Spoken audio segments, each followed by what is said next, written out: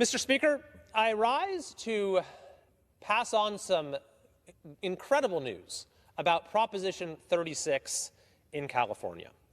This is an initiative that is designed to make crime illegal again in California, to restore appropriate consequences for theft and for drug crimes.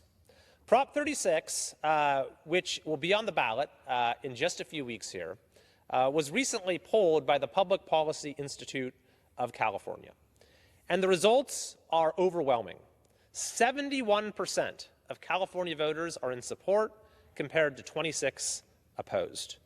You have 85% of Republicans in support with just 11% opposed, 73% of independents in support with just 24% opposed, and 63% of Democrat voters in support with only 33% opposed. About two-thirds of even Democrat voters in support of this initiative to make crime illegal again in California. You know, seeing those numbers, you understand why the governor of California, Gavin Newsom, fought tooth and nail to keep this from even being on the ballot.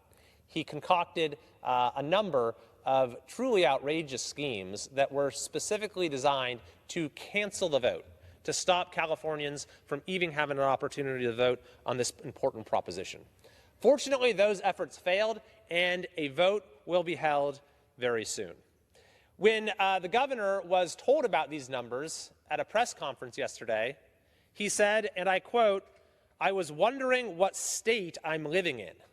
I was wondering what state I'm living in, Newsom said, when informed that Californians overwhelmingly favor restoring consequences for criminal activity. Well, maybe I'll enlighten him about the state he is living in. The state he is living in is one where crime has simply spun out of control and where people are seeing the consequences of that in their daily lives. Proposition 47 is the primary culprit.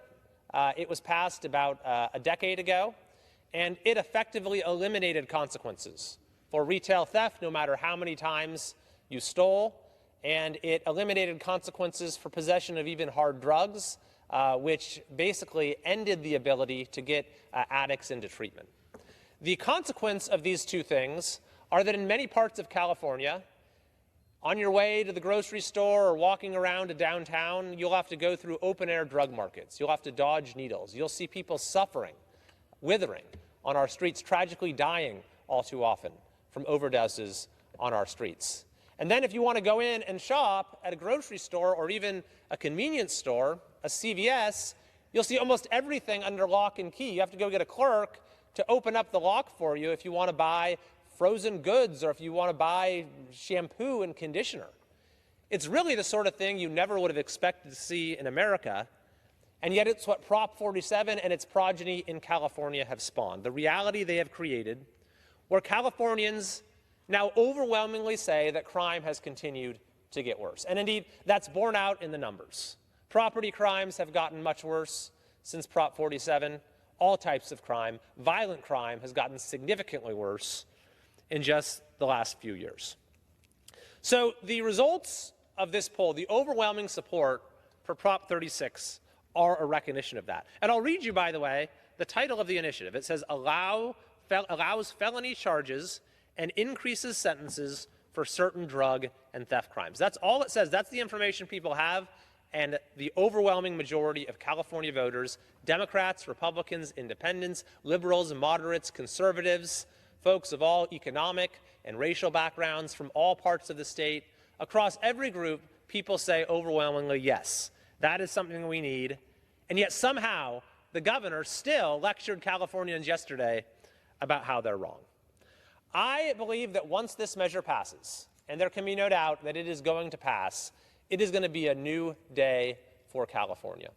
We're going to restore common sense policies when it comes to public safety.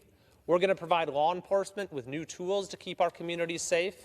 We're going to go a long way towards reversing the homelessness crisis in California.